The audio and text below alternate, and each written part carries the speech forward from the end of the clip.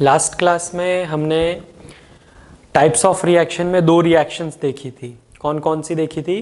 Combination reaction और decomposition reaction. ये दोनों ही आपने बहुत अच्छे से रिवाइज कर ली होगी, है ना। अब हम थर्ड रिएक्शन की तरफ चलते हैं, डिस्प्लेसमेंट रिएक्शन। ठीक है, तो डिस्प्लेसमेंट रिएक्शन समझने के लिए हमें सबसे पहले रिएक्टिविटी सीरीज पता होना चाहिए। ठीक है, तो सबसे पहले आप क्या करोगे, स्क्रीन को पॉज कर लोगे और रिएक्टिविटी सीरीज, सभी लोग क्या करेंगे, स्क्रीन को पॉज करेंगे और रिएक्टिविटी सीरीज फटाफट से लिख लेंगे। ठीक है, यहां पर मैं एक बार समझा देता हूं, देख लो। रिएक्टिविटी सीरीज में यहां पर मैंने नेम ऑफ एलिमेंट लिखा है, यहां पर सिंबल लिखा है। ठीक है, और यहां हाइड्रोजन को क्यों हाईलाइट किया अभी बताएंगे। तो रिएक्टिविटी सीरीज क्या है, ये सबसे रिएक्टिव है। ठीक है, तो मोस्ट रिएक्टिव ऊपर रखा है, सबसे रिएक्टिव, उससे कम रिएक्टिव, उससे कम, और इस तरह से ऑर्डर वाइज हमने यहां पर लिख दिया है। ठीक है, अब किसी किसी बुक में आपको क्या मिलता है, पोटेशियम और सोडियम स्वैप कर जाते हैं। ठीक है, कभी किसी बुक में मिलता है सोडियम ऊपर है, किसी बुक में मिलता है पोटेशियम ऊपर है। ठीक है, तो यहां पर हमने जो लिखा है ये एनसीईआरटी के हिसाब से लिखा है, पोटेशियम मोस्ट रिएक्टिव बताया हमने। क्लियर है। अब आप अगर कोई दूसरी बुक में से देखकर बताते हो तो आई डोंट नो, मैंने एनसीईआरटी में से लिया है। ठीक है, मैं पहले भी बता चुका हूं कि एनसीईआरटी से कोई भी डेटा अगर आप लेते हो, डेट लेते हो, तो वो वैलिड मानी जाती है। क्लियर है।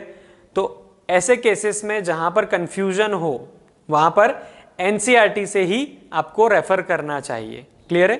चलो, तो मोस्ट रिएक्टिव से लीस्ट रिएक्टिव की टेबल हम बना लेंगे रिएक्टिविटी सीरीज की। और यहां पर ये एरो क्या बता रहा है कि अगर आप नीचे से ऊपर की तरफ जाते हो तो रिएक्टिविटी बढ़ते चले जा रही है, मतलब ये मोस्ट रिएक्टिव हो गया और ये लीस्ट रिएक्टिव हो गया। ठीक है, ये नीचे का दिख रहा है ना, गोल्ड, गोल्ड का सिंबल AU है ना, ध्यान से लिखना। तो गोल्ड सबसे कम रिएक्टिव है, इसीलिए हम उसको ज्वेलरी की तरह यूज करते हैं हमारे हाथ में, गले में, नाक में, कानों में, है ना। हम ज्वेलरी की तरह गोल्ड को यूज करते हैं क्योंकि गोल्ड लीस्ट रिएक्टिव है।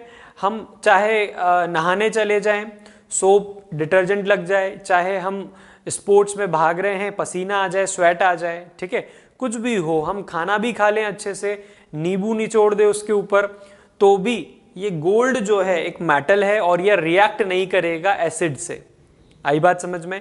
इसको और डिटेल में हम पढ़ेंगे सेकंड चैप्टर में। ठीक है, अभी सिर्फ हम यहाँ पर रिएक्टिविटी सीरीज लिख लें और इनको आपको याद रखना है ऑर्डर वाइज। ठीक है, सबसे ज्यादा रिएक्टिव कौन सा, फिर उससे कम, फिर उससे कम, फिर उससे कम, और इस ऑर्डर को आपको बहुत अच्छे से याद रखना है।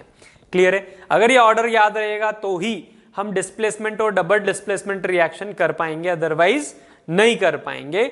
हमें कंफ्यूजन रहेगा कि यार ज्यादा रिएक्टिव कौन है। आई बात समझ में। देखो, ज्यादा रिएक्टिव मतलब ज्यादा ताकतवर। ठीक है, तो मैग्नीशियम एल्यूमिनियम से ज्यादा रिएक्टिव है तो मैग्नीशियम एल्यूमिनियम की जगह ले सकता है। ठीक है, मैग्नीशियम एल्यूमिनियम से बोलेगा चल हट, मैं बैठूंगा तेरी जगह। आई बात समझ में। तो अगर आपको यही नहीं पता होगा कि कौन किससे ज्यादा रिएक्टिव है, कौन किसकी जगह ले सकता है, तो फिर आप को अगर क्वेश्चन में रिएक्टेंट दे दिए जाएंगे तो प्रोडक्ट आप नहीं बना पाओगे। ठीक है, आई बात समझ में। तो थोड़ी देर में हम क्या करते हैं, इसका एप्लीकेशन भी देख लेते हैं। ठीक है, ये नोट कर लेंगे सभी लोग स्क्रीन पॉज करके, मैं रफ कर रहा हूं इसको। चलो, तो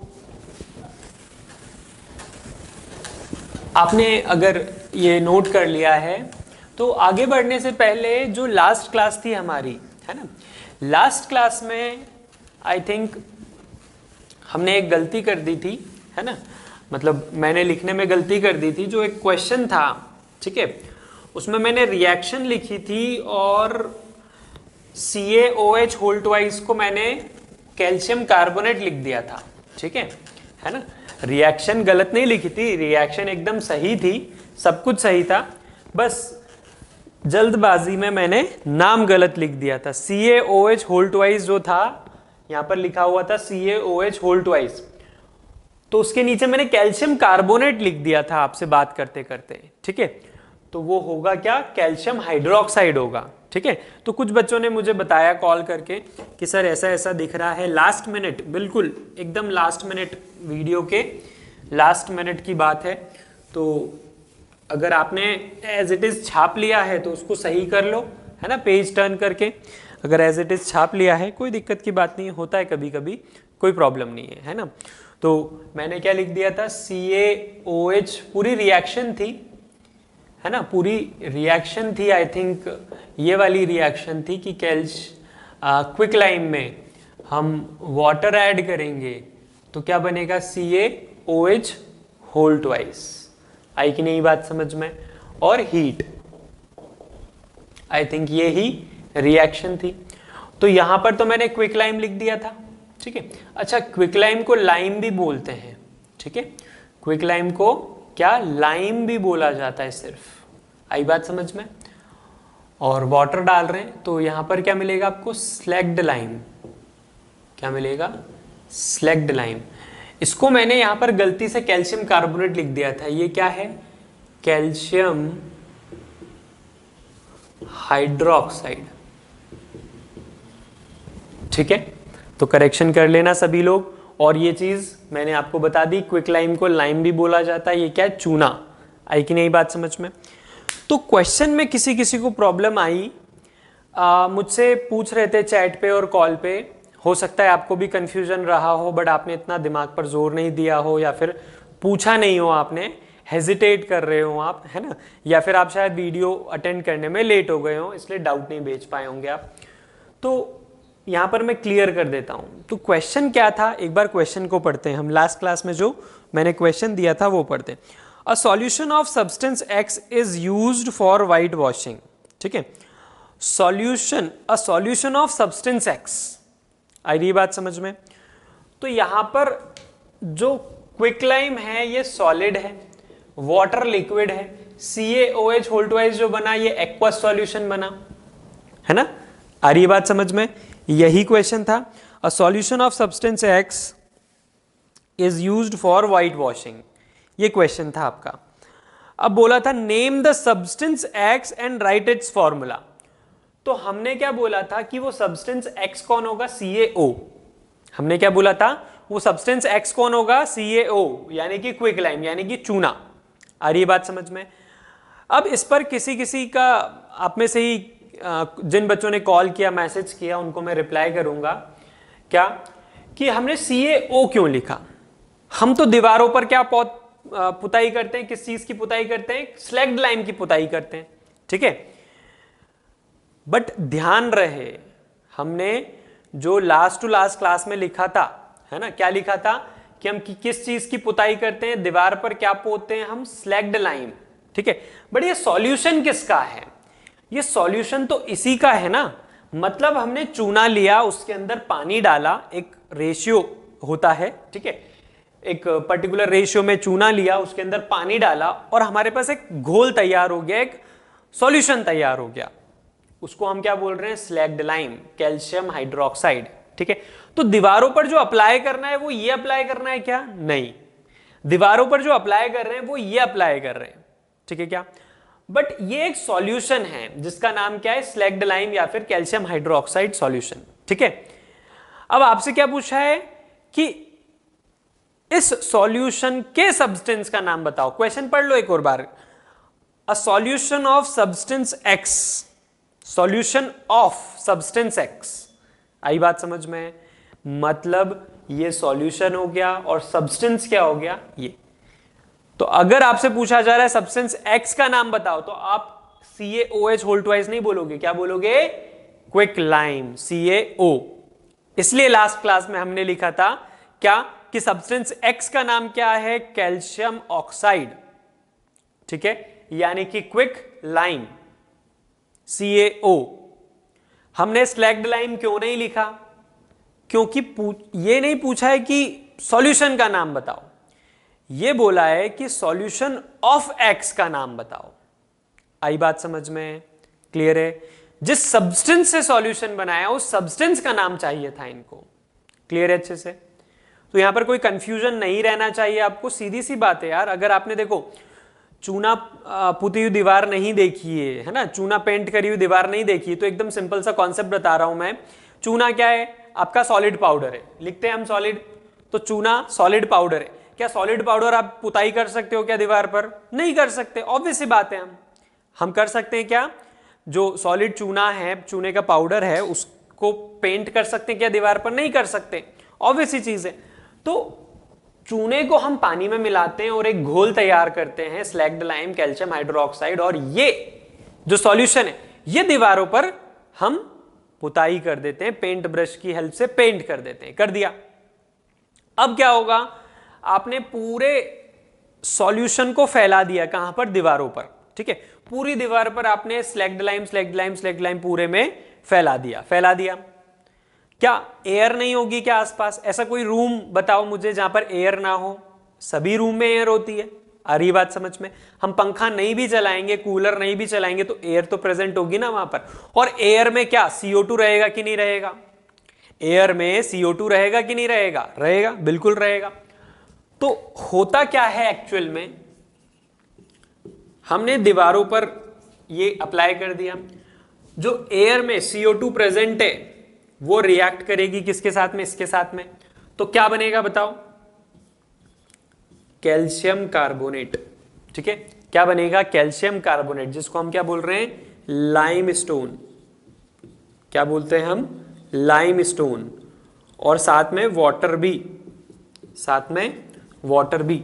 तो अगर आप जैसे कोई गवर्नमेंट क्वार्टर वगैरह में रहे हो या फिर पुराने घरों में रहे हो, ठीक है, तो वहां पर चूना पोता जाता था। ठीक है, दीवारों पर चूने की पुताई की जाती थी, दीवारों पर चूना पेंट हुआ करता था। तो ये जो हमने चूना in the form of slagged lime दीवारों पर अप्लाई किया, तो एयर से जो CO2 मिली, तो 2 या 3 दिन में क्या होता है? कैल्शियम हाइड्रोक्साइड CO2 के साथ में रिएक्ट करता है और लाइमस्टोन फॉर्म करता है और H2O भी। तो क्या दीवारों से पानी बहने लगेगा? नहीं, एकदम पानी की धारा नहीं बहेगी, बट अगर आप गौर से देखोगे तो आपको क्या दिखेगा? ऐसा लगेगा दीवारों पर पसीना आ रहा है, दीवारों को पसीना आ रहा है। ठीक है, जैसे हम दौड़ लगाने जाते हैं तो ऐसे माथे से पसीना टपकता है ना, धीरे धीरे बूंद बूंद।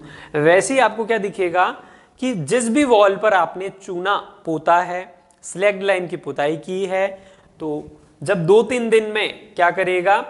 CaOH यानी कि calcium hydroxide slagged lime CO2 से रिएक्ट करेगा, तो धीरे धीरे वो सूखने लगेगा।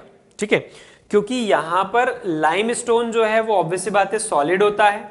ठीक है, लाइमस्टोन यानी कि मार्बल है ना, मार्बल का भी केमिकल फॉर्मूला यही होता है। तो जो आपने गीला गीला पुताई किया वो CO2 के साथ रिएक्ट किया और फिर उसने दीवार पर एक सूखा सूखा बना लिया और पानी छोड़ दिया। ठीक है, क्या कर दिया? बूंद बूंद आपको दीवारों पर दिखाई देगी। क्लियर है अच्छे से? अगर आपने चूना पेंट करी हुई दीवार देखी है तो आपको बहुत अच्छे से याद होगी वो बूंद बूंद। ठीक है, और अगर नहीं देखी है तो आपको नहीं समझ में आएगा, फिर आप आपके पेरेंट्स से पूछ सकते हो। ठीक है, तो बूंद बूंद हल्की सी दिखाई देती है ना, वही ये पानी है। ऐसा नहीं है कि बहुत सारा कोई पानी बहने लग जाएगा, ऐसा नहीं है। क्लियर है सभी को अच्छे से? तो ये हमने जो लास्ट क्लास में मैंने एक मिस्टेक कर दी थी, कैल्शियम हाइड्रोक्साइड की जगह कैल्शियम कार्बोनेट लिख दिया था, वो तो बताया ही मैंने। उसके साथ साथ मैंने क्या किया, आपको ये वाली रिएक्शन को इससे कनेक्ट करके बताया। अब एक और कनेक्शन रह जाता है इसके बाद में, क्या कि CaCO3 है ना। ये चीज क्यों देख रहे हैं हम? क्योंकि ये रिएक्शन आप जानते हो बहुत इंपॉर्टेंट है, मैंने पढ़ाते वक्त काफी बार मेंशन किया है कि ये रिएक्शन बहुत ही इंपॉर्टेंट है ना। तो ये तीनों इक्वेशन का ग्रुप है। क्यों? क्योंकि इससे ये बना, फिर इससे ये बना, अब इसी से वापस से ये बना देंगे हम। क्या करना है? CaCO3 को हीट करना है। हीट करेंगे तो क्या मिलेगा? क्विकलाइम और CO2। आई बात समझ में? तो एक पूरा बंच है, एक पूरा पैकेज है जो आपको बहुत अच्छे से ध्यान रखना है। आपके FAPA हो, चाहे आपकी हाफ ईयरली हो, प्री बोर्ड हो, ये वाली इक्वेशन आने के चांसेस, फर्स्ट चैप्टर में से ये वाली इक्वेशन आने के चांसेस बने ही रहते हैं। आ रही है बात समझ में सभी को अच्छे से? तो ये जो एक सेट ऑफ पूरा इक्वेशन है ये आप के पास लिखा हुआ है, बट आपको ध्यान रखना है कि इसी से वापस ये कैसे ऑब्टेन किया जा सकता है। क्लियर है? कर दूं रफ?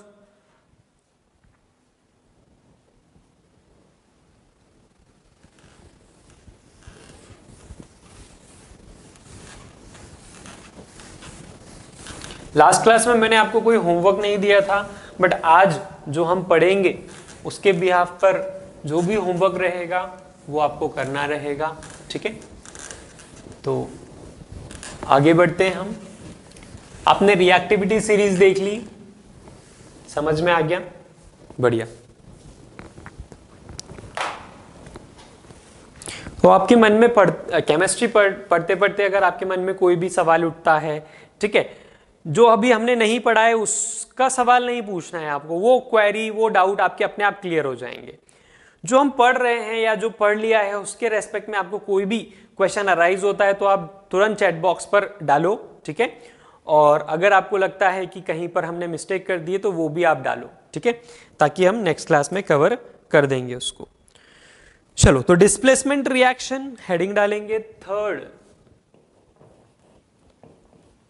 क्या है? Displacement reaction. नाम से ही समझ में आ रहा है? क्या समझ में आया नाम से? डिस्प्लेसमेंट रिएक्शन नाम से क्या समझ में आया? कि कुछ तो डिस्प्लेस हो रहा है ना? डिस्प्लेस होना यानी कि यहां से यहां जाना या फिर यहां से यहां जाना, मतलब अपनी जगह छोड़कर दूसरी जगह जाना, इसी को क्या बोलते हैं? डिस्प्लेस। ठीक है, तो यहां पर डिस्प्लेसमेंट रिएक्शन में लिखेंगे फटाफट से, those reactions in which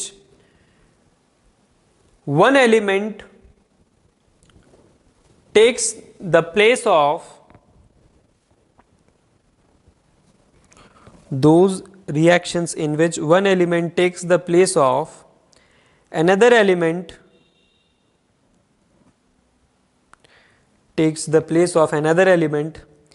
in a compound are known as displacement reaction.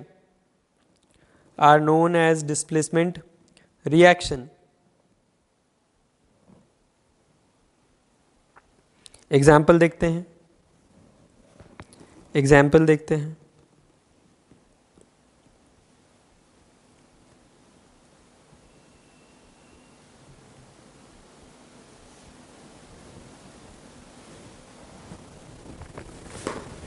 ठीक है, तो एग्जाम्पल लिखेंगे फटाफट से।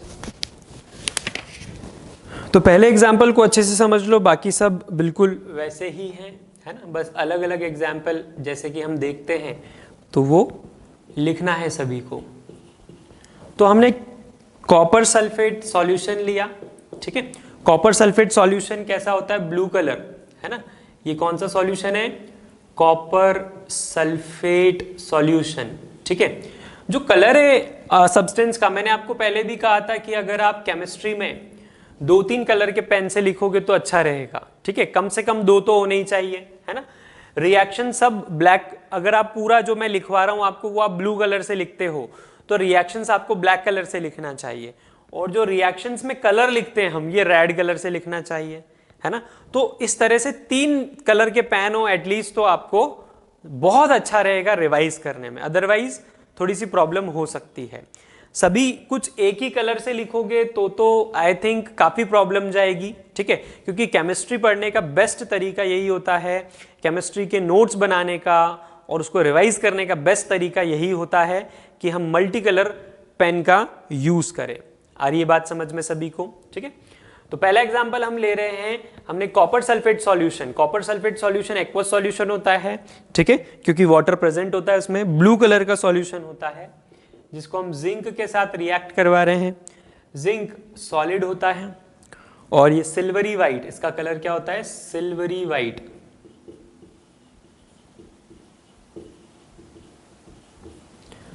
देखो, हो सकता है लास्ट क्लास में मैंने जिंक का या फिर कॉपर सल्फेट का कलर लिखवा दिया हो, तो जो आगे हमने जगह छोड़ी उसमें बार बार आपको नहीं लिखना, उसमें चेक करते जाना है आपको, या तो क्लास ओवर होने के बाद इकट्ठा चेक कर लो आगे से।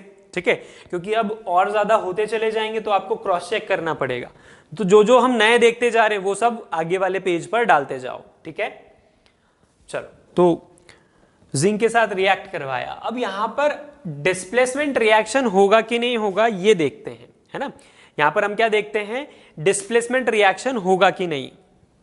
तो सबसे पहले हमें यह देखना होगा कि कॉपर सल्फेट सॉल्यूशन के साथ में हम जिंक को रिएक्ट करवा रहे हैं, ठीक है। अब वो जिंक के ग्रैनुअल्स डाले होंगे हमने, है ना, जिंक का ग्रैनुअल्स डाले होंगे, मतलब छोटे छोटे टुकड़े डाले होंगे, है ना। तो यहां पर सबसे पहले ये देखो, क्या जिंक और कॉपर में से ज्यादा रिएक्टिव कौन है। तो जिंक और कॉपर में से अगर आप रिएक्टिविटी सीरीज निकालोगे, हो सकता है अभी आपको याद नहीं हुई हो, तो रिएक्टिविटी सीरीज खोलकर देखोगे तो जिंक ऊपर दिखेगा, कॉपर नीचे दिखेगा, ठीक है। अच्छा, वो हाइड्रोजन का मैं बताया ही नहीं आपको, वो हाइड्रोजन क्या है, एक हाईलाइट इसलिए किया था रिएक्टिविटी सीरीज में हाइड्रोजन को, क्योंकि हाइड्रोजन नॉन मेटल है, बाकी सारे मेटल है। आप अगर रिएक्टिविटी सीरीज में ध्यान से देखोगे तो सारे ही मेटल्स दिखेंगे, केवल हाइड्रोजन नॉन मेटल है, ठीक है। तो कभी भी किसी और एलिमेंट को, जितने हमने लिखे हैं इसके अलावा, तो आपको जरूरत नहीं पड़ेगी 10th क्लास में, बट इन केस अगर जरूरत पड़ती, जैसे बैरियम की जरूरत पड़ जाती है ना, किसकी, बैरियम की, Ba बैरियम, बैरियम की जरूरत पड़ जाती है कभी कभी 10th क्लास में। तो सोडियम ज्यादा रिएक्टिव होता है बेरियम से, है ना, और कॉपर भी ज्यादा रिएक्टिव होता है बेरियम से। तो बैरियम हमने रिएक्टिविटी सीरीज में नहीं लिखा, क्योंकि बहुत कम शायद हमको जरूरत पड़े किसी क्वेश्चन में, तो वो वाली बात है। तो ये एग्जाम्पल देके बताया मैंने कि लाइक बैरियम की जरूरत पड़ गई हमको। तो अब बैरियम का हम कंपैरिजन या तो किसी एलिमेंट से, किसी भी मेटल से कर सकते हैं, और अगर नॉन मेटल से करना है तो हाइड्रोजन की लोकेशन हमने हाईलाइट कर दी। आ रही बात समझ में। हाइड्रोजन के नीचे जितने भी हैं वो बहुत ही कम रिएक्टिव मेटल्स हैं, बहुत ही कम रिएक्टिव एलिमेंट्स हैं। आई बात समझ में, ठीक है। तो पूरी मेटल की लिस्ट थी जिसमें एक नॉन मेटल था, इसलिए हमने उसको हाईलाइट किया। क्लियर। चल वापस आ जाते हैं यहां पर। तो हम क्या कर रहे हैं, CuSO4 को Zn से रिएक्ट करवा रहे हैं। हम जानते हैं, रिएक्टिविटी सीरीज में देख सकते हैं, zinc is more reactive than copper. तो क्या फॉर्म होगा, जिंक क्या बोलेगा कॉपर को, जिंक कॉपर को बोलेगा कि तू हट जा, इस जगह से उठ जा। क्यों, क्योंकि मैं ज्यादा ताकतवर हूं तुझसे। तो जिंक कॉपर को उठा देगा, वहां से हटा देगा और खुद जाकर बैठ जाएगा। तो क्या फॉर्म करेगा, ZnSO4 aqueous solution plus Cu, ठीक है। तो कॉपर अलग हो जाएगा। किसने भगा दिया कॉपर को, जिंक ने भगा दिया, ठीक है।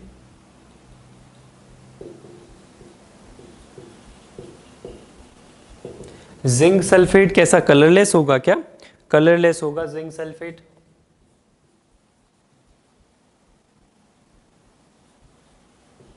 ठीक है,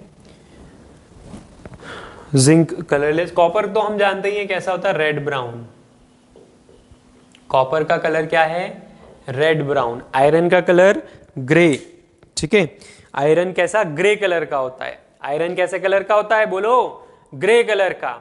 और यहां पर कॉपर कैसे कलर का होता है, रेड ब्राउन कलर का। आ रही है बात समझ में, ठीक है। तो ये एलिमेंट्स के तो नाम याद कर लेना एटलीस्ट। जिंक कैसे कलर का होता है, सिल्वरी व्हाइट, ठीक है। जिंक कैसे कलर का होता है, सिल्वरी व्हाइट, ठीक है। और एग्जाम्पल देखते हैं, ये तो एक ही एग्जाम्पल देखा ना अभी हमने, ठीक है। और एग्जाम्पल देखते हैं, कॉपर सल्फेट के साथ में हमने जिंक को क्या करवाया, रिएक्ट करवाया, ठीक है। ये नोट कर लिया। सेकंड, कॉपर सल्फेट के साथ में अब हम करवा रहे हैं मैग्नीशियम को, ठीक है। कॉपर सल्फेट के साथ में मैग्नीशियम को, तो हम जानते हैं मैग्नीशियम इज मोर रिएक्टिव, तो MgSO4 प्लस Cu। आ रही बात समझ में। अब मैं बार बार यहां पर नहीं लिखूंगा पूरा पूरा कॉपर सल्फेट ब्लू कलर, ठीक है। जो नए वाले हैं अब मैं उनके कलर लिखूंगा, ठीक है। जैसे कॉपर एक बार लिख दिया मैंने रेड ब्राउन, अब मैं नहीं लिखने वाला, ठीक है। अब आपको लिखना है तो लिखो, नहीं तो आपको देखकर लिखना आना चाहिए, ठीक है। तो जिंक सिल्वरी व्हाइट था, वैसे ही मैग्नीशियम भी क्या है, सिल्वरी व्हाइट। जिंक क्या था, सिल्वरी व्हाइट, वैसे मैग्नीशियम भी क्या है, सिल्वरी व्हाइट। और यहां पर जिंक सल्फेट भी कलरलेस था, तो ये भी क्या है, कलरलेस। ठीक है, कलरलेस सॉल्यूशन। समझ में आ गई बात? कोई दिक्कत किसी को? बढ़े आगे। स्टेट भी नहीं लिखे मैंने क्योंकि आप ऊपर से देखकर स्टेट भी लिख सकते हो, कोई प्रॉब्लम नहीं है, ठीक है, क्योंकि थोड़ा सा आप देखकर लिखोगे तो आपको याद होगा, ध्यान रहेगा, ठीक है। ऐसे आधा अधूरा लिखा तो फिर देख लेना, मैं आपसे फोटो खींचकर मंगवाऊंगा कि जो क्लास में किया आपने उसका फोटो क्लिक करके बताओ, ठीक है। और किसी की भी रिएक्शन अगर इस तरह से दिखी ना आधी अधूरी, तो फिर देखो आप, वापस से नोट्स बनवाऊंगा मैं। चलो और एग्जाम्पल देखते हैं, कितने, 2 ही एग्जाम्पल देखे ना अभी तो, ठीक है। और एग्जाम्पल देखते हैं अपन, और एग्जाम्पल देखेंगे। थर्ड एग्जाम्पल, तो अगर मैग्नीशियम कॉपर से ज्यादा रिएक्टिव नहीं होता तो क्या होता फिर? डिस्प्लेस कर पाता क्या? नहीं कर पाता। तो ऐसे केसेस में क्या होता है? रिएक्शन ही नहीं होती है, ठीक है। जैसे कि एग्जाम्पल लेते हैं हम, example third, MgSO4 plus Cu। बताओ क्या होगा? क्या कॉपर मैग्नीशियम से ज्यादा रिएक्टिव है? नहीं है। हमने अभी अभी क्या किया, मैग्नीशियम कॉपर को रिप्लेस किया मैग्नीशियम ने, है ना। Magnesium is more reactive than copper, तो मैग्नीशियम क्या करेगा, कॉपर से बोलेगा निकल यहां से, और खुद जाकर बैठ जाएगा। यहां पर MgSO4 प्लस Cu है, तो क्या Cu Mg को हटा सकता है क्या? क्या कॉपर मैग्नीशियम को डिस्प्लेस कर सकता है क्या? कर ही नहीं सकता है ना। कॉपर कर ही नहीं सकता है। क्यों नहीं कर सकता? क्योंकि उतना ज्यादा रिएक्टिव है ही नहीं कॉपर। तो फिर क्या होगा यहां पर, क्या बोलेंगे हम? No reaction. कोई रिएक्शन नहीं होगी। क्या होगा? No reaction. क्लियर सभी को अच्छे से? कोई प्रॉब्लम? चल नेक्स्ट और एग्जाम्पल लेते हैं अपन। आयरन के साथ में एक एग्जाम्पल लेते हैं, CuSO4 प्लस आयरन। बताओ क्या होगा? कितने? 3 एग्जाम्पल हो गए। नो रिएक्शन वाला था थर्ड वाला, है ना।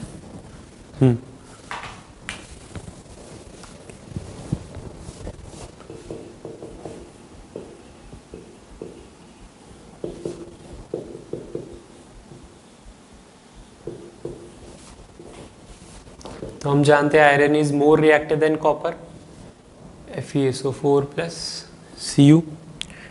यहां पर ये क्या है? आयरन सल्फेट है।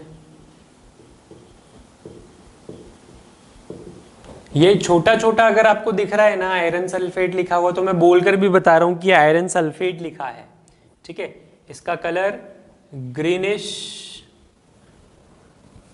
रहेगा। इसका कलर कैसा रहेगा? ग्रीनिश सॉल्यूशन रहेगा। ये एक्वस सॉल्यूशन है, बार बार बताने की जरूरत नहीं है मुझे। आयरन का कलर ग्रे है, copper sulphate solution blue colour का होता है, कॉपर का कलर रेड ब्राउन होता है, ठीक है। एक और देखते हैं एग्जाम्पल्स, ठीक है। एग्जाम्पल्स तो जितने हो उतने कम हैं, ठीक है। वैरायटी होनी चाहिए हमारे पास एग्जाम्पल्स की। कॉपर क्लोराइड,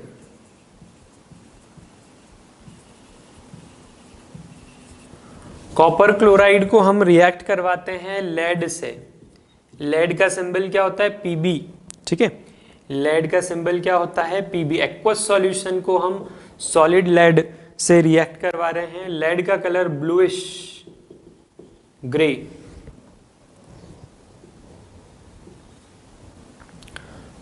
तो कॉपर क्लोराइड का कलर कैसा होता है? कॉपर क्लोराइड का कलर ग्रीन सॉल्यूशन होता है। ये कैसे कलर का होता है? ग्रीन कलर का, ठीक है। और लेड का कलर क्या होता है? Bluish grey.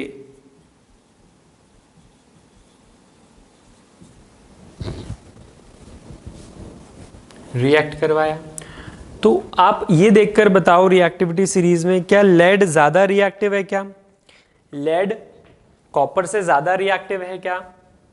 क्या लेड दिख रहा है आपको रिएक्टिविटी सीरीज में? तो आपको क्या दिखा? Lead is more reactive than copper, तो PbCl2, है ना। लेड क्लोराइड बना लेगा। लेड क्लोराइड कलरलेस होगा, ठीक है।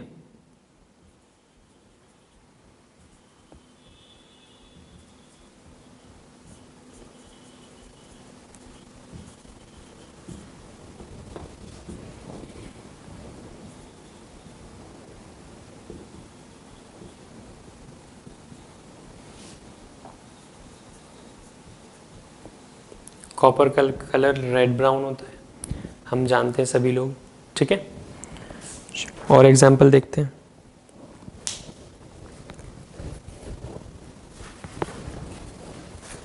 Sixth,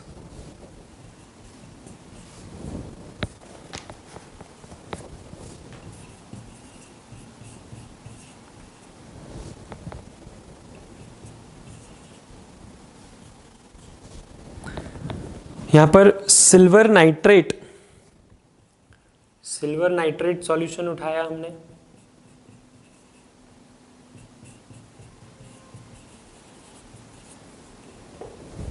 silver nitrate solution colourless होता है।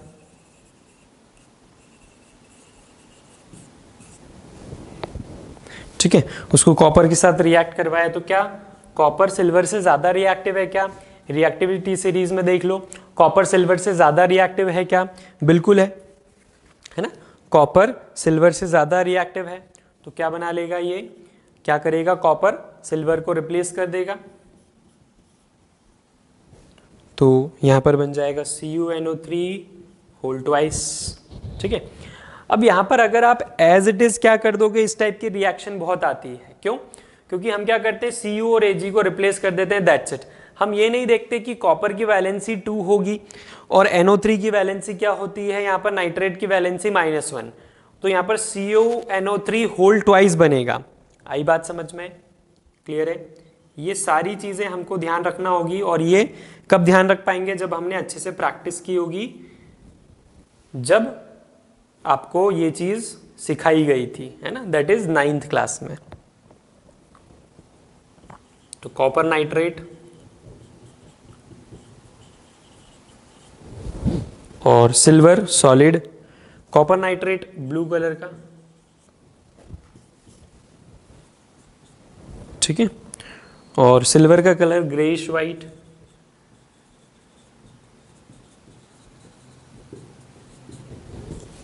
कलर सारे ब्रैकेट में लिखे हैं मैंने, ताकि आपको अलग से समझ में आए कि सारे कलर ब्रैकेट वाले हैं। ब्रैकेट वाले क्या हैं, सारे कलर्स हैं। ठीक है, मेटल्स के भी कलर लिखे हैं मैंने, है ना।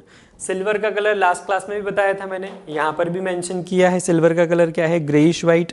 ठीक है, आपको ध्यान रखना है, लेड कैसे कलर का होता है, ब्लूइश ग्रे कलर का। लेड कैसे कलर का, ब्लूइश ग्रे कलर का। आयरन ग्रे कलर का। ठीक है, फिर हमने और क्या क्या देखा आज, मैग्नीशियम कैसे कलर का होता है, silvery white. Zinc silvery white. Iron grey colour का। ठीक है, कॉपर रेड ब्राउन कलर का। ये सब आपको पता होना चाहिए। सिल्वर कलर का नहीं होता है। ठीक है, सिल्वर कैसे कलर का होता है, ग्रेइश वाइट कलर का। समझ में आई कि नहीं आई बात? ठीक है, और एग्जाम्पल देखते हैं, इसको रफ करूंगा मैं, और एग्जाम्पल देखेंगे हम। ये सब डिस्प्लेसमेंट रिएक्शन के हैं। ठीक है, जो ज्यादा रिएक्टिव है वो कम रिएक्टिव वाले को क्या कर देगा, डिस्प्लेस कर देगा। आ रही है कि नहीं आ रही है बात समझ में? ठीक है, जो ज्यादा रिएक्टिव है कम रिएक्टिव वाले को डिस्प्लेस कर देगा। तो ये क्या हो रहा है, डिस्प्लेसमेंट रिएक्शन। 6 एग्जाम्पल देखे हमने, और एग्जाम्पल देखेंगे। बहुत ही केयरफुली नोट करना है आपको ये सब एग्जाम्पल्स। ठीक है, और कलर जिन जिन के बताते जा रहे हैं आप उनको अच्छे से देखते जाओ, नोट करते जाओ। ठीक है, 6 हो गए थे आई थिंक। 7वां, आयरन, ऑब्वियसली बात है सॉलिड ही होगा। आयरन को हम हाइड्रोक्लोरिक एसिड के साथ में, जो कि एक्वस होगा, है ना, उसके साथ में रिएक्ट करवा रहे हैं। Iron reacts with hydrochloric acid. ठीक है, डाइल्यूट हाइड्रोक्लोरिक एसिड है यहाँ पर, इसीलिए यहाँ पर एक्वस हमने लिखा है। ठीक है, HCl गैस नहीं है यहाँ पर। तो यहाँ पर हमारे पास क्या है, आयरन और HCl। तो क्या यहाँ पर हम ये बोल सकते हैं iron is more reactive then hydrogen? देखो रिएक्टिविटी सीरीज में हाइड्रोजन के ऊपर है क्या आयरन? बिल्कुल है। तो हम क्या बोलेंगे, FeCl2। क्या बनेगा, FeCl2, आयरन सेकंड क्लोराइड। किस टाइप से लिखना है आपको, या तो आप लिखो क्या, फेरस की फेरिक, फेरस, या तो आप लिखो फेरस क्लोराइड या फिर आप क्या लिखोगे आयरन सेकंड क्लोराइड। आई बात समझ में? दोनों में से एक चीज आपको मेंशन करना है, या तो आयरन सेकंड क्लोराइड या फिर क्या लिख सकते हो फेरस क्लोराइड। आई बात समझ में? दोनों में से एक नाम, और क्या अलग से आ जाएगा आपके पास हाइड्रोजन गैस। ठीक है, हाइड्रोजन गैस इवॉल्व हो जाएगी। कोई दिक्कत, कोई डाउट तो बताओ। और एग्जाम्पल देखते हैं, और भी एग्जाम्पल्स हैं हमारे पास, वो देखते हैं। अलग अलग एलिमेंट्स के एग्जाम्पल्स आपके पास होने चाहिए। रिएक्शंस जितनी ज़्यादा हम स्टडी करेंगे उतना अच्छा रहेगा। सोडियम को रिएक्ट करवा रहे हैं वाटर के साथ में, ठीक है। सोडियम और वाटर का पता है कि नहीं, 36 का आंकड़ा है। सोडियम और वाटर का 36 का आंकड़ा है। जैसे ही पानी में सोडियम डालोगे ब्लास्ट हो जाएगा, ठीक है। तो कभी भी सोडियम को हाथ में नहीं लेना, क्योंकि हाथों में पसीना होता है। तो फिर क्या होगा आप जानते हो, है ना। जिनको बहुत ज़्यादा पसीना आता है वो तो सोडियम हाथ में भी नहीं ले सकते, ठीक है। इवन फैक्ट है कि सोडियम और पोटेशियम इतने ज़्यादा रिएक्टिव होते हैं कि हमारे आसपास जो एयर है उसके अंदर जो वाटर मॉलिक्यूल उसके साथ रिएक्ट कर जाते हैं और क्या हो जाते हैं, सॉर्ट ऑफ फूटने लग जाते हैं वो, ठीक है। आई बात समझ में? तो सोडियम पोटेशियम बहुत ही ज़्यादा खतरनाक होते हैं। तो सोडियम को हमने वाटर के साथ रिएक्ट करवाया तो सोडियम हाइड्रोक्साइड मिला और हाइड्रोजन, ठीक है। तो यहाँ पर किसने किसको रिप्लेस किया, सोडियम ने हाइड्रोजन को रिप्लेस कर दिया। Sodium is more reactive then hydrogen, तो क्या बन जाएगा, सोडियम हाइड्रोक्साइड और हाइड्रोजन गैस, ठीक है। क्लियर है? एक और एग्जांपल्स लिखते हैं। देखो, जिन चीजों के कलर इंपॉर्टेंट नहीं है वो मैं नहीं लिख रहा हूं यहां पर, ठीक है। तो चैट बॉक्स में बार बार नहीं पूछना कि सर इसका कलर क्या है, उसका कलर क्या है, ये सब इतने ज़्यादा इंपॉर्टेंट है ही नहीं बिल्कुल भी, ठीक है। जो इंपॉर्टेंट हैं जिनके कलर्स, ऐसे तो सबके कलर अगर मैंने बता दिए तो फिर क्या करोगे आप, ठीक है। सबके कलर नहीं याद रख सकते, उन चीज़ों के कलर याद रख सकते हो जो सिग्निफिकेंट है ना, जो यूनिक हैं, जो आपसे पूछे जा सकते हैं, ठीक है। और पूछी वही चीज जाती है जो मतलब की होती है। ऐसे हर कुछ नहीं पूछा जाता है कि बताओ वाटर का कलर क्या है, सोडियम का कलर क्या है ना। हर कोई मेटल नॉन मेटल का कलर नहीं पूछा जाता है। आ रही बात समझ में, ठीक है। तो इस बात का ध्यान रखना कि बहुत सारी चीजों के कलर मैं नहीं लिखूंगा। अब जैसे आयरन का कलर बता चुका हूं मैं, है ना। अब HCl का कलर पूछोगे तो नहीं है, ठीक है। आई बात समझ में, क्योंकि HCl गैस भी होता है, HCl कॉन्सेंट्रेटेड एसिड भी होता है, और ये क्या है, डाइल्यूट एसिड। तो इनका कोई कलर हम नहीं बता सकते स्पेसिफिकली, तो इसलिए यहाँ नहीं लिखा हुआ है, ठीक है। कोई यूनिक सा आप अगर आपको पूछना हो कि यहाँ पर मैंने कोई भी ऐसी चीज लिख दी हो जो कि आपको लगता है कि नहीं इसका कलर होना चाहिए, तो कोई एक आध आप पूछ लो चैट बॉक्स में, चलेगा। आप ऐसे अगर सारे पूछते रहोगे तो मैंने आपको अभी जनरली एक यहां पर मैंने आपको जनरल इंफॉर्मेशन दे दी है कि सभी चीज के कलर नहीं पूछे जाते हैं और ना ही मैं बता सकता हूं। क्लियर है? वो कहीं भी नहीं मिलेंगे आपको, वो प्रैक्टिकली आपको ऑब्टेन करना पड़ेगा। आ रही बात समझ में? तो इन चीजों का ध्यान रखेंगे पढ़ाई करते वक्त, है ना। दिमाग को डाइवर्ट नहीं करना इधर उधर। तो यहां पर हमने क्या किया, क्लोरीन को पोटेशियम आयोडाइड के साथ में रिएक्ट करवाया। इसका नाम क्या है, पोटेशियम आयोडाइड।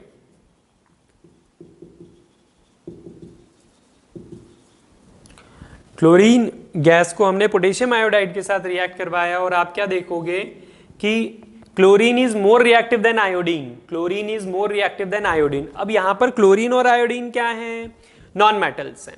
क्लोरीन और आयोडीन क्या है, नॉन मेटल्स हैं। तो अगर आप बोलोगे कि क्लोरीन आयोडीन तो हमारी रिएक्टिविटी सीरीज में है ही नहीं, तो ऐसी बहुत सारी चीज आएंगे जो हमारी रिएक्टिविटी सीरीज में नहीं है बट आपके सिलेबस में है।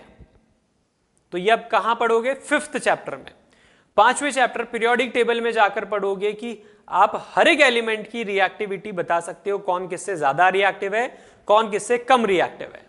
5वें चैप्टर में पीरियोडिसिटी वाला, पीरियोडिक टेबल वाला, पीरियोडिक क्लासिफिकेशन ऑफ एलिमेंट्स वाला। आ रही है बात समझ में? जब तक आपको वेट करना होगा, है ना। और पीरियोडिक टेबल सभी लोग एक एक एनसीईआरटी से फोटोकॉपी करवा के रख लें। एनसीईआरटी में पीरियोडिक टेबल है, या फिर इंटरनेट से अगर आप डाउनलोड करते हो तो वो आपका रिस्क है, उसमें डेटा गलत हो तो that I don't know. NCERT की जो पीरियोडिक टेबल है हम उसको फॉलो कर सकते हैं क्योंकि वो वैलिड है, सही है। आई बात समझ में? चलो, तो यहां पर हमने क्या देखा, chlorine is more reactive then iodine. तो क्या करेगा, क्लोरीन आयोडीन को डिस्प्लेस कर देगा, क्या बना लेगा, KCl एक्वस सॉल्यूशन, और आयोडीन अलग से। ठीक है, तो आयोडीन क्या, सॉलिड। आप जानते हो आयोडीन क्या है, सॉलिड। ये पोटेशियम क्लोराइड बन गया, पोटेशियम आयोडाइड से क्या बन गया, potassium chloride.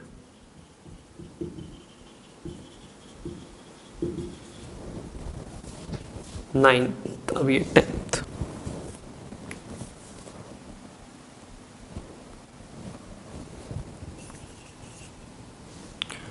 Copper oxide,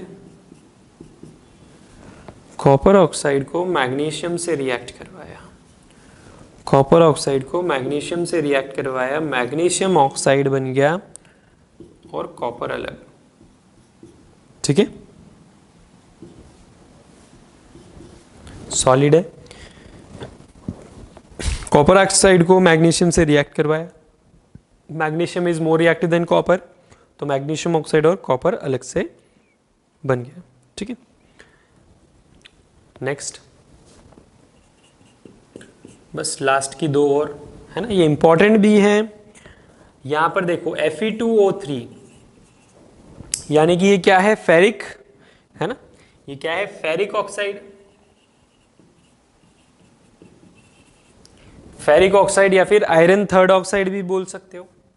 ferric oxide को एल्यूमिनियम से रिएक्ट करवा रहे हैं, और हमें क्या पता है, aluminium is more reactive then iron, तो Al2O3 बनेगा। क्या बनेगा, Al2O3, और आयरन अलग से। ठीक है, आयरन लिक्विड फॉर्म में रहेगा, है ना। आ रही बात समझ में? फेरिक ऑक्साइड और आयरन दोनों सॉलिड हैं।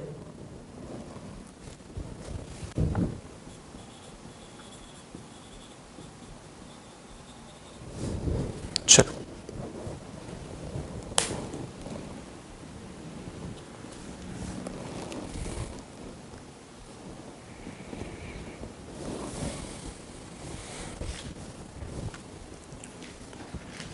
एक रिएक्शन और है जो कि बहुत इंपॉर्टेंट है।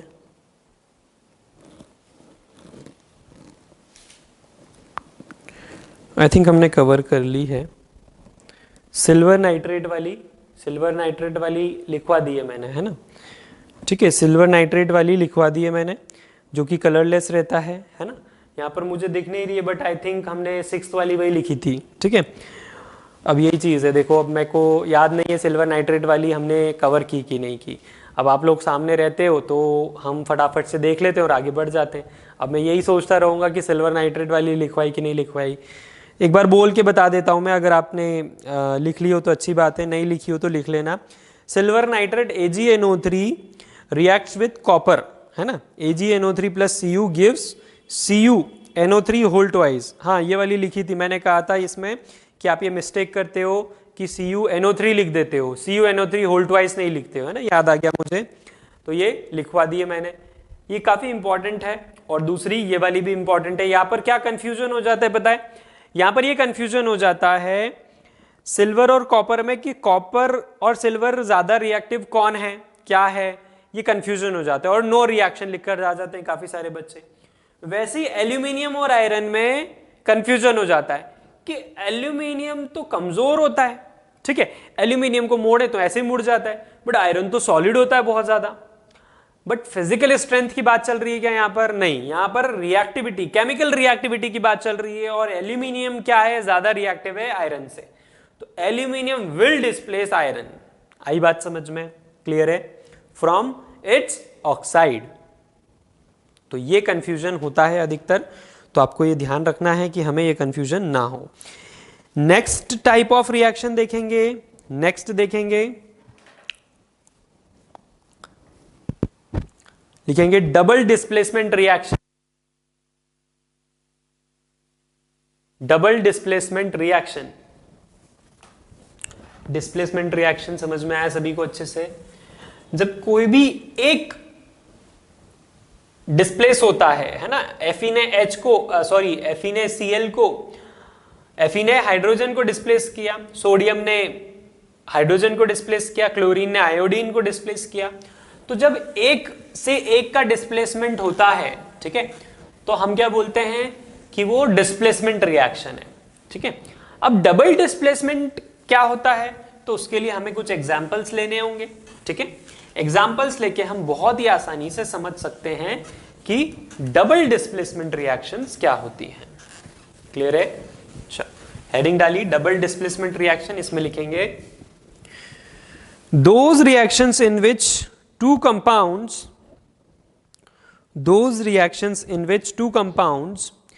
react by an exchange of ions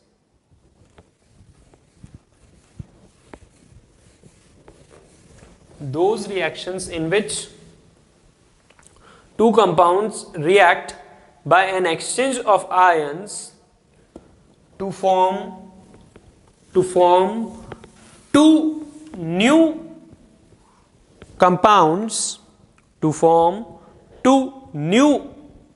compounds are called double displacement reactions.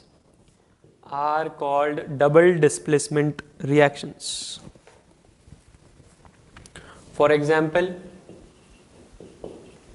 Silver nitrate का एग्जाम्पल लेते हैं। Aqueous solution of silver nitrate reacts with sodium chloride solution. Silver nitrate solution reacts with sodium chloride solution. It will give what? It will give, देखो यहां पर हमारे पास silver nitrate solution है। ठीक है, silver nitrate solution sodium chloride solution के साथ में रिएक्ट कर रहा है। ठीक है, अब हमको यहां ये देखना है कि सिल्वर ज्यादा रिएक्टिव कि सोडियम, सिल्वर ज्यादा रिएक्टिव कि सोडियम, ये देखना है हमें। तो ऑब्वियस सी बात है sodium is much more reactive then silver. तो सोडियम सिल्वर से क्या बोलेगा कि तेरी तो कोई औकात ही नहीं है मेरे सामने, हट जा यहां से, और हटा देगा चुटकियों में। आई कि नहीं आई बात समझ में? कौन? सोडियम सिल्वर को हटा देगा तुरंत, और क्या फॉर्म कर लेगा बताओ? NaNO3। क्लियर है? और फिर सिल्वर किसके साथ रिएक्ट कर लेगा? सिल्वर रिएक्ट कर लेगा क्लोरीन के साथ में। कोई प्रॉब्लम? ठीक है, रिएक्शन समझ में आई सभी को? कोई दिक्कत किसी को? रिएक्शन समझ में आई? अब यहां पर देखो इंपॉर्टेंट चीज क्या है, आपको कलर वगैरह सब पता रहते हैं। ठीक है, यहां पर इंपॉर्टेंट चीज ये है कि ये व्हाइट पीपीटी रहेगा। ये क्या रहेगा? व्हाइट पीपीटी प्रेसिपिटेट, है ना। AgCl क्या रहेगा? सिल्वर क्लोराइड जो रहेगा, सिल्वर क्लोराइड जो रहेगा वो क्या रहेगा? व्हाइट पीपीटी रहेगा। ये इंपॉर्टेंट है। AgCl क्या रहेगा? व्हाइट पीपीटी रहेगा। ये इंपॉर्टेंट है। आई बात समझ में? डबल डिस्प्लेसमेंट रिएक्शन में पीपीटी बनता ही बनता है। ठीक है, अधिकतर रिएक्शंस में आप देखोगे कि डबल डिस्प्लेसमेंट रिएक्शन में पीपीटी बनेगा। पीपीटी किसका बनेगा? प्रोडक्ट में ये दोनों में से एक पीपीटी हो गई होगा। और कौन होगा पीपीटी? जो कमजोर वाला है उसका प्रेसिपिटेट बनेगा। जो कमजोर वाला है उसका प्रेसिपिटेट बनेगा। सोडियम कमजोर था कि सिल्वर, तो सिल्वर किसके साथ बना है कंपाउंड? सिल्वर क्लोराइड के साथ में। तो ये पीपीटी हो गया। समझ में आ गई बात? क्लियर है? आपका आधे से ज्यादा टाइम तो यूं ही बच जाएगा, आपको रटना नहीं पड़ेगा कि ये पीपीटी होगा, ये नहीं होगा, ये पीपीटी होगा, ये नहीं होगा। क्यों? क्योंकि मैंने यहां पर एक थंब रूल बता दिया। क्या है वो थंब रूल? क्या है वो वर्किंग रूल? कि डबल डिस्प्लेसमेंट रिएक्शन में पीपीटी बनता है मोस्ट ऑफ द टाइम, और पीपीटी किसका बनता है? जो कमजोर वाला होता है वो बनाता है प्रेसिपिटेट। आई बात समझ में? क्लियर है अच्छे से? तो और एग्जाम्पल देखते हैं और समझते हैं इस चीज को कि क्या वाकई में ये सही है। सिल्वर नाइट्रेट का कलर मैं पहले ही बता चुका हूं, कलरलेस है। ठीक है, तो मैं बार बार एक चीज नहीं बताऊंगा, मैं पहले ही बोल चुका हूं, तो आपको ध्यान रखना है। ठीक है, नेक्स्ट एग्जाम्पल लेते हैं बैरियम क्लोराइड का। नेक्स्ट एग्जाम्पल लेते हैं बैरियम क्लोराइड का। ठीक है, तो जो डबल डिस्प्लेसमेंट की हमने क्या देखी है यहां पर डेफिनेशन देखी डबल डिस्प्लेसमेंट रिएक्शन की, उसको एक बार पढ़ो। Those reactions in which two compounds react by an exchange of ions to form two new compounds are called double displacement reaction। मतलब यहां exchange of ions हो रहा है, तो यहां पर मैं एक बार आपको समझा देता हूं क्या। जैसे Ag, ठीक है, और Na, आई बात समझ में, ये और NO3,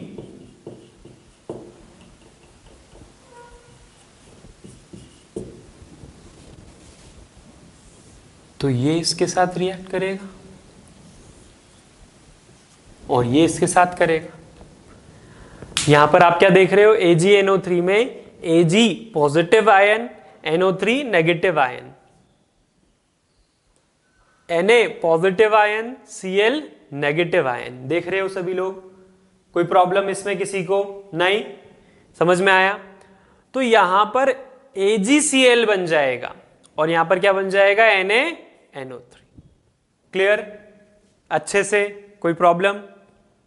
तो यहां पर हमने जो डेफिनेशन में लिखा एक्सचेंज ऑफ आयंस, तो positive ion negative ion, positive ion negative ion. ठीक है, ये जो है ये भी ऐसे ही बने हुए हैं, पॉजिटिव नेगेटिव। ठीक है, बट डिस्प्लेस हो रहा है तो ये इसके साथ बॉन्ड बना लेगा, ये इसके साथ बॉन्ड बना लेगा। ठीक है, ये बॉन्डिंग बहुत अच्छे से आपको क्लियर होगी मेटल्स नॉन मेटल्स चैप्टर में।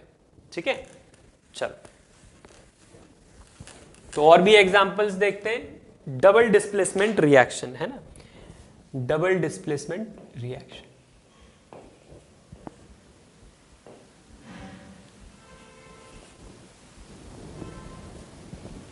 फोर्थ है डबल डिस्प्लेसमेंट रिएक्शन, उसका एक एग्जांपल अभी हमने देखा सिर्फ। ठीक है, दूसरा एग्जांपल,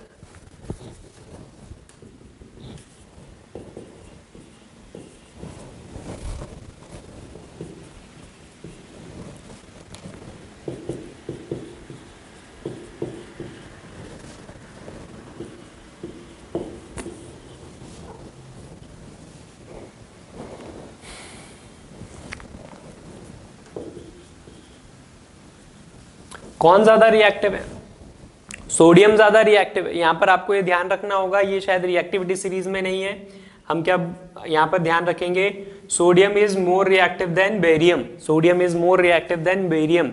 तो सोडियम विल फॉर्म NaCl। ठीक है, सोडियम क्या बना लेगा, NaCl। आ रही बात समझ में, सोडियम क्या बना लेगा, NaCl। और ये वाइट पीपीटी यहां से हटा रहा हूं, ध्यान रखना।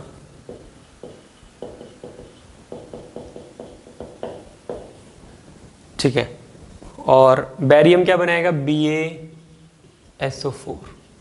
ये पीपीटी होगा, कैसा पीपीटी होगा, white PPT.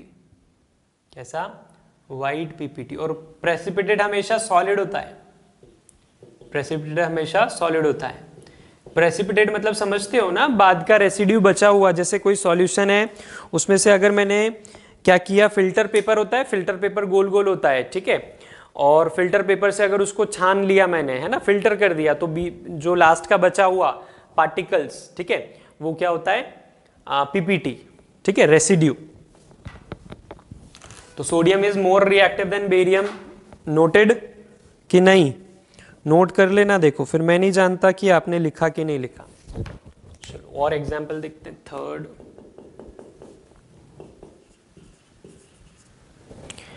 Barium chloride solution को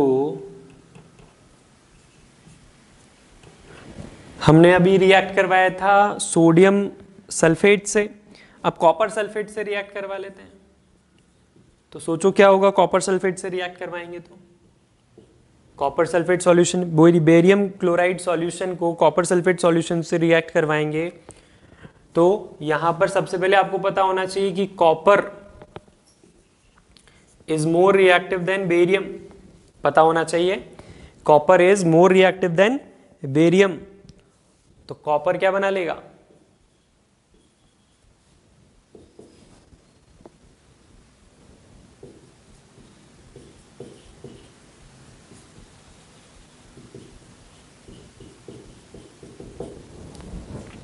ठीक है, कोई प्रॉब्लम?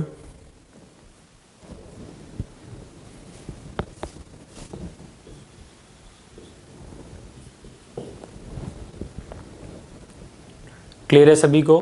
कॉपर बेरियम को हटा के कॉपर क्लोराइड बना लेगा और बेरियम किसके साथ मिल जाएगा? सल्फेट के साथ में। इसकी वैलेंसी बेरियम की क्या होती है? +2 और सल्फेट की -2।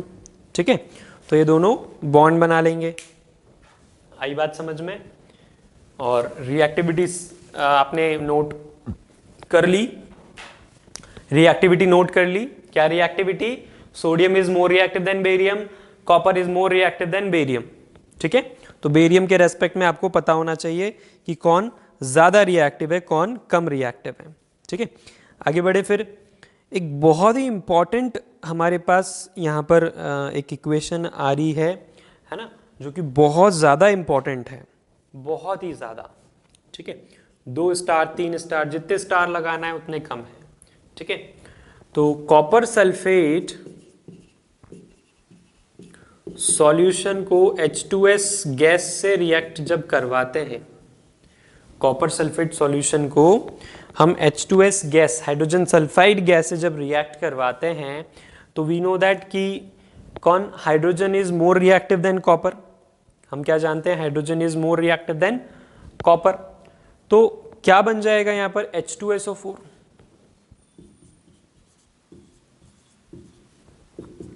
Hydrogen is more reactive than copper, तो हाइड्रोजन हटा देगा कॉपर को, हाइड्रोजन विल डिस्प्लेस कॉपर, तो H2SO4। और आपको पीपीटी किसका मिलेगा? Copper sulphide. ठीक है, यहां पर हाइड्रोजन सल्फाइड था, अब क्या बन जाएगा? Copper sulphide. तो मेन सबसे इंपॉर्टेंट चीज क्या है यहां पर? Copper sulphide. अब जो कॉपर सल्फाइड बना वो बहुत फेमस है। क्यों? क्योंकि ये ब्लैक पीपीटी बनाता है। कैसा पीपीटी बनाता है? ब्लैक कलर पीपीटी बनाता है कॉपर सल्फाइड। आई कि नहीं आई बात समझ में? ये बहुत इंपॉर्टेंट है ना। हाइड्रोजन सल्फाइड यहां लिख देता हूं मैं आपको, अगर नाम नहीं याद रहे तो।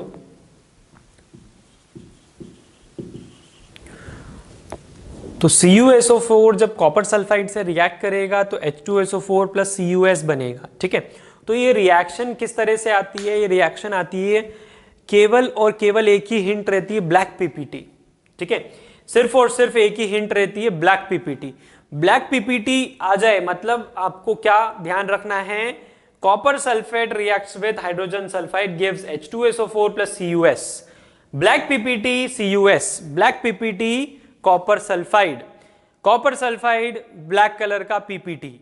बहुत अच्छे से आपको ध्यान रखना होगा। समझ में आ गई बात? क्लियर है? तो यहां पर डबल डिस्प्लेसमेंट कैसे हो रहा है? डबल डिस्प्लेसमेंट ऐसे हो रहा है कि हाइड्रोजन ने कॉपर को डिस्प्लेस किया और कॉपर ने सल्फाइड के साथ में रिएक्ट कर लिया, कॉपर सल्फाइड बना लिया। आई बात समझ में? दोनों जगह से कंपाउंड बन रहे हैं, है ना। कोई भी अकेला है क्या? नहीं। डिस्प्लेसमेंट रिएक्शन में क्या हो रहा था? एक जो अकेला है वो किसी को डिस्प्लेस कर रहा है, तो वो वाला अब क्या हो जाएगा? अकेला रह जाएगा। ठीक है, कोई ना कोई एलिमेंट वहां पर बच रहा था। यहां पर क्या है कि जो भी डिस्प्लेस कर रहा है, तो जो दूसरा बचा हुआ है वो भी क्या बना रहा है? कंपाउंड बना रहा है। सभी कंपाउंड बना रहे हैं। ठीक है, कोई भी अकेला नहीं बच रहा है। ठीक है, ठीक है, तो ये काफी इंपॉर्टेंट रिएक्शन थी, आपने लिखी अच्छे से, मार्क कर लिया इसको। Next,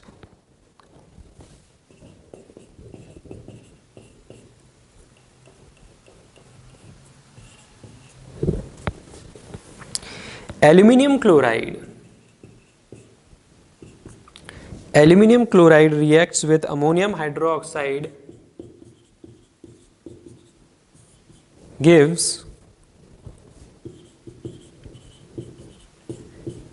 aluminum hydroxide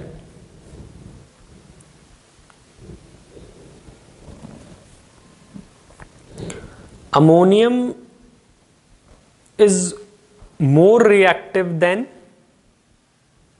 aluminium। ठीक है, ammonium is more reactive then aluminium. यहां पर ध्यान रखना है कि जो अमोनियम है वो क्या क्या है? ये ammonium is more reactive then aluminium. तो NH4 क्या बना लेगा, NH4Cl। ठीक है, NH4Cl कैसे बना, यहां पर तो Cl3 है, तो देखो ये 3 किसका है, एल्यूमिनियम का। आप जानते हो एल्यूमिनियम की वैलेंसी 3, क्लोरीन की -1। तो जब इस तरह से केमिकल फॉर्मूला बना होगा तो यहाँ 3, यहाँ 1, ये इधर गया, ठीक है, ये इधर गया, तो AlCl3। वैसे यहाँ पर क्या है, वैलेंसी होती है +1 और यहाँ -1। क्लियर है क्या, तो यहाँ पर आपको अच्छे से पता होना चाहिए, 1 1 है तो NH4OH बन गया। अब अगर NH4Cl के पास में जाएगा तो इसके पास +1 है, इसके पास -1 है, और AlOH के पास में जाएगा। ठीक है, आई की नहीं बात समझ में। तो इस तरह से केमिकल फॉर्मूला अगर आपको बनाना नहीं आता है तो गड़बड़ होगी बहुत ज्यादा। ठीक है, और अगर आपको बनाना आता है तो फिर गड़बड़ नहीं होगी। तो NH4Cl और AlOH होल थ्राइस,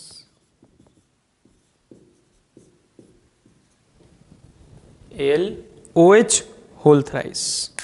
क्लियर। तो यहां पर एल्यूमिनियम क्लोराइड को हमने रिएक्ट करवाया अमोनियम हाइड्रोक्साइड के साथ में, है ना, एल्यूमिनियम क्लोराइड को अमोनियम हाइड्रोक्साइड के साथ में। ये क्या है, अमोनियम हाइड्रोक्साइड, बोलना भी आना चाहिए। ये कौन है, ये अमोनियम है। ये कौन है, ये अमोनियम है। क्लियर है, एल्यूमिनियम क्लोराइड तो आपको दिख रहा है। यहां पर अमोनियम आयन अगर आपको नहीं पता है, हाइड्रोक्साइड आयन नहीं पता है, तो कुछ नहीं कर सकते। ठीक है, इसीलिए बोला आपको कि फर्स्ट चैप्टर स्टार्ट होने से पहले क्या कर लो, 10 पेजेस छोड़ो और उस पर आयन्स के नाम लिख लो, वो सबसे इंपॉर्टेंट है। ठीक है, तो यहां पर NH4Cl + AlOH होल थ्राइस, ये PPT बना लेगा, है ना, प्रेसिपिटेट बना लेगा, वाइट प्रेसिपिटेट, एल्यूमिनियम हाइड्रोक्साइड, ये क्या, white PPT। Clear, aluminium hydroxide कैसा, वाइट कलर का PPT। लिखा सभी ने, कोई दिक्कत। नेक्स्ट एग्जाम्पल, नेक्स्ट एग्जाम्पल के लिए मैं रफ करूंगा ऊपर के एग्जाम्पल्स। हमने 5 एग्जाम्पल्स देखे हैं, नोट कर लो, नहीं नोट किए तो स्क्रीन पॉज कर लो, सारे रफ करूंगा मैं।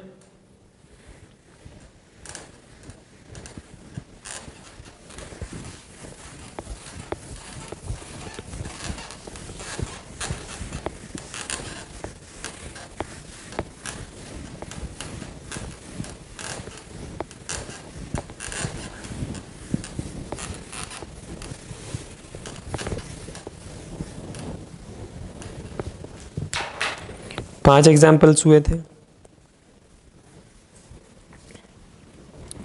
लेड नाइट्रेट,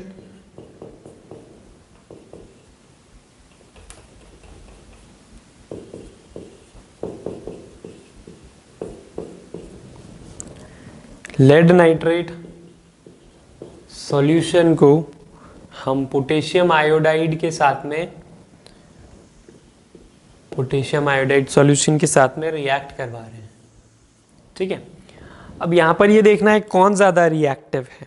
ठीक है, लेड ज्यादा रिएक्टिव है कि पोटेशियम ज्यादा रिएक्टिव है। ठीक है, तो यहां पर अगर आप रिएक्टिविटी सीरीज देख लोगे तो आपको समझ में आ जाएगा कौन ज्यादा रिएक्टिव है। आपको पता ही है लेड तो काफी नीचे है, पोटेशियम कहाँ है, काफी ऊपर है, पोटेशियम तो एकदम टॉप पर। तो potassium will displace lead from its solution, potassium will displace lead from its solution. तो क्या हो जाएगा यहां पर, पोटेशियम नाइट्रेट, है ना, पोटेशियम नाइट्रेट। तो पोटेशियम का क्या होता है, +1 और नाइट्रेट का -1, तो KNO3 बन जाएगा। ठीक है, और Pb का क्या होगा, लेड का क्या होगा, लेड आयोडाइड बन जाएगा, PbI2। I2 क्यों, PbI2 क्यों, Pb लेड का क्या होता है, वैलेंसी 2 और आयोडीन का -1। ठीक है, इसलिए PbI2 बन जाएगा। कोई प्रॉब्लम किसी को। ये लेड नाइट्रेट है, ये क्या है लिख देता हूं मैं यहां पर,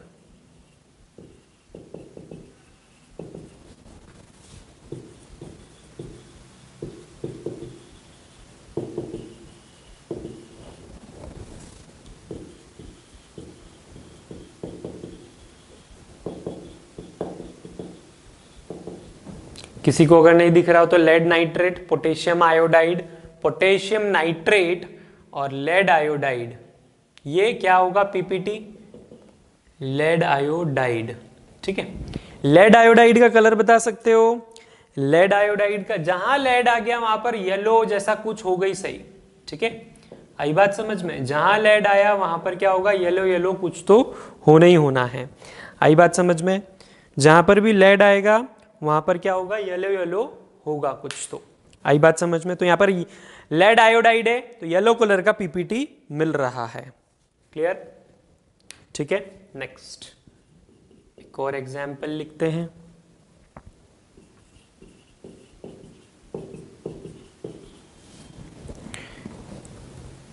NaOH सॉल्यूशन को HCl हाइड्रोक्लोरिक एसिड के साथ में रिएक्ट करवाया।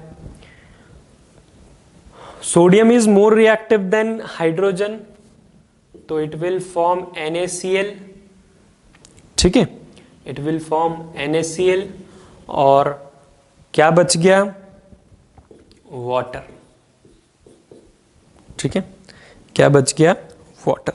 तो यहां पर कोई पीपीटी बना क्या, बताओ, यहां पर कोई पीपीटी दिख रहा है क्या आपको? नहीं। यहां पर दो सॉल्यूशंस थे जिनको आपने क्या किया, रिएक्ट करवाया, तो NaCl सोडियम क्लोराइड सॉल्यूशन बना और पीपीटी नहीं बना, यहां पर क्या बना, वाटर बना। ठीक है, तो ये वाली रिएक्शन क्या है, ऐसी रिएक्शन है, डबल डिस्प्लेसमेंट रिएक्शन है जिसमें पीपीटी फॉर्म नहीं हो रहा है। हमने जितनी भी रिएक्शन देखी आई थिंक सभी में पीपीटी फॉर्म हुआ कि नहीं हुआ, सभी में प्रेसिपिटेट बना। ठीक है, बट एक ऐसी रिएक्शन डबल डिस्प्लेसमेंट की जिसमें क्या ना बने, प्रेसिपिटेट ना बने, तो वो कौन सी है, ये है। क्लियर है सभी को, कोई दिक्कत है ना? सोडियम ने हाइड्रोजन को डिस्प्लेस कर दिया तो सोडियम क्लोराइड बन गया, हाइड्रोजन इधर आ गया तो H और OH मिलकर क्या बना रहे हैं, H2O। कोई प्रॉब्लम? ठीक है, लास्ट क्लास में एक इक्वेशन, एक रिएक्शन हमने देखी थी जिसमें कुछ बच्चों ने मुझसे पूछा क्या सर इसको हम डिकम्पोजिशन रिएक्शन नहीं, कॉम्बिनेशन थी वो, कॉम्बिनेशन रिएक्शन क्यों बोल रहे हैं, है ना? वो कौन सी रिएक्शन थी मैं आपको बता देता हूं। तो वो कॉम्बिनेशन रिएक्शन है, आप उसको मना नहीं कर सकते। ठीक है, कॉम्बिनेशन रिएक्शन थी, एक स्लैग्ड लाइम को CO2 से पास करवाया। ठीक है, CaOH whole twice plus CO2 gives CaCO3 plus H2O। तो यहां पर क्वेश्चन ये अराइज कर रहे थे आप लोग कि दो कंपाउंड रिएक्ट करके एक कंपाउंड फॉर्म करेंगे तो कॉम्बिनेशन रिएक्शन होगा। कॉम्बिनेशन रिएक्शन की डेफिनेशन भी यही होती है क्या, कि जब दो कंपाउंड रिएक्ट करते हैं और एक कंपाउंड बनाते हैं, ठीक है, दो रिएक्टेंट मिलकर प्रोडक्ट एक फॉर्म करते हैं तो उसको कॉम्बिनेशन रिएक्शन बोलते हैं, क्योंकि वो कंबाइन हो जाते हैं। ठीक है, बट ये रिएक्शन में क्या हो रहा है, प्रोडक्ट रिएक्टेंट साइड भी दो है, प्रोडक्ट साइड भी दो है, बट आप देखो वहां पर क्या डिस्प्लेसमेंट हो रहा है, नहीं। डबल डिस्प्लेसमेंट हो रहा है, नहीं। वहां पर कॉम्बिनेशन हो रहा है बट वहां पर एक और चीज फॉर्म हो रही है, दैट इज H2O, है ना, वाटर फॉर्म हो रहा है। आई बात समझ में, वो वेस्टेज के फॉर्म में हो रहा है वाटर फॉर्म। क्लियर है अच्छे से सभी को? तो यहां पर आप इसको एक्सेप्शन भी बोल सकते हो, क्योंकि chemistry is full of exceptions.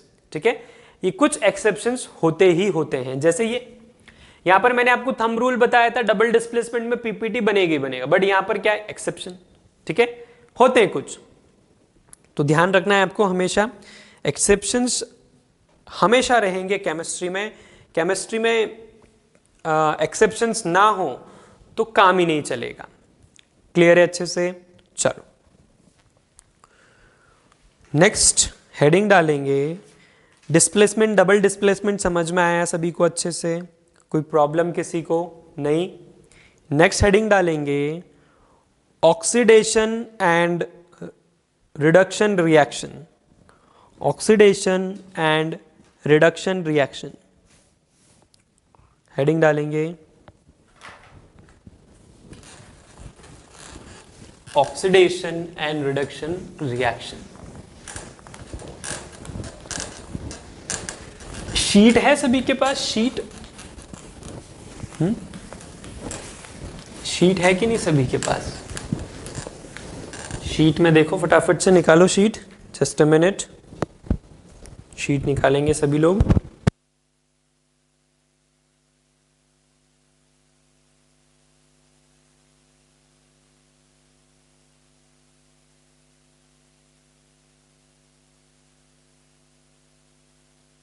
निकाली शीट सभी ने?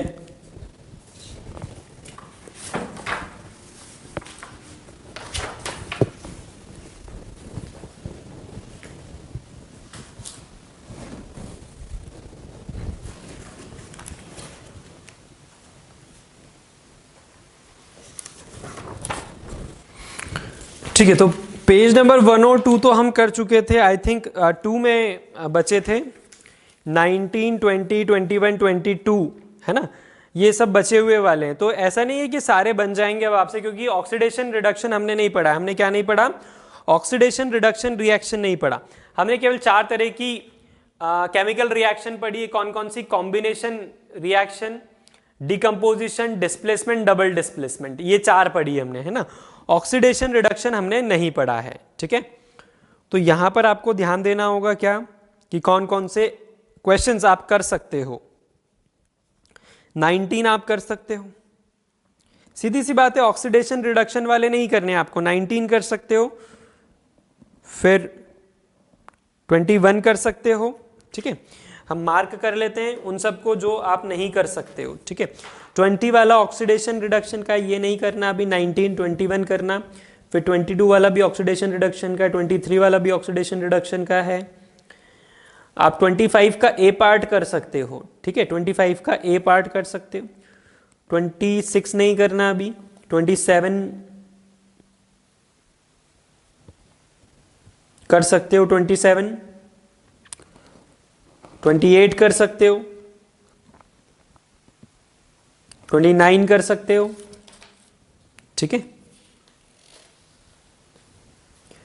फिर 46 से लेकर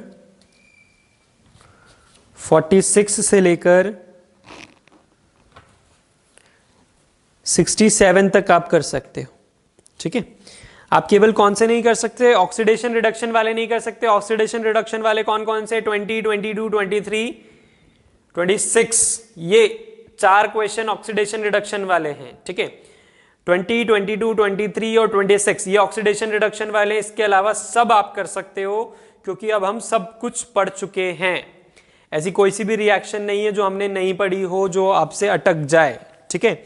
हाँ, कुछ क्वेश्चंस ऐसे हैं इस शीट में, क्वेश्चन नंबर 46 से 67 में कुछ क्वेश्चंस ऐसे हैं जो हमने नहीं पढ़े होंगे, जो रिएक्शंस हमने नहीं पढ़ी होंगी, तो उनको एनसीईआरटी से ढूंढना है आपको। क्लियर है अच्छे से? तो आज जो हमने पढ़ा है, ठीक है, उसको यहीं तक रखते हैं। ऑक्सीडेशन रिडक्शन इसलिए मैं आगे नहीं बढ़ रहा हूं, क्योंकि फिर ऑक्सीडेशन रिडक्शन पढ़ा दूंगा तो होमवर्क और बढ़ जाएगा, और जितना आपने समझा है उतना आप रिवाइज करो अच्छे से। जितना आज हमने पढ़ा है उतना आज अच्छे से रिवाइज करेंगे सभी लोग वापस से, और पुराना भी रिवाइज करना है। क्यों? क्योंकि यहां पर देखो, सनलाइट वाला क्वेश्चन मिलेगा आपको, थर्मल डिकम्पोजिशन वाला क्वेश्चन मिलेगा आपको, ठीक है। एक क्वेश्चन मुझसे पूछा था एक बच्चे ने, जैसे थर्मल डिकम्पोजिशन, हीट से क्या होता है? Thermal decomposition.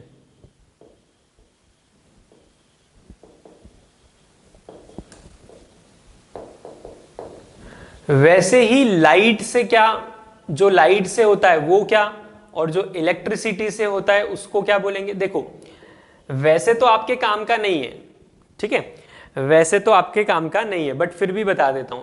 लाइट या सनलाइट या बल्ब लाइट से जो भी होता है उसको फोटोकेमिकल डिकम्पोजिशन बोल सकते हो। क्या बोल सकते हो? फोटोकेमिकल डिकम्पोजिशन, ठीक है। वैसे इलेक्ट्रिसिटी से अगर कोई चीज डिकम्पोज हो रही है, आ रही बात समझ में? इलेक्ट्रिसिटी से अगर कोई चीज डिकम्पोज हो रही है तो उसको आप क्या बोल सकते हो? इलेक्ट्रिकल डिकम्पोजिशन, आई कि नहीं बात समझ में? क्लियर है? कोई प्रॉब्लम किसी को?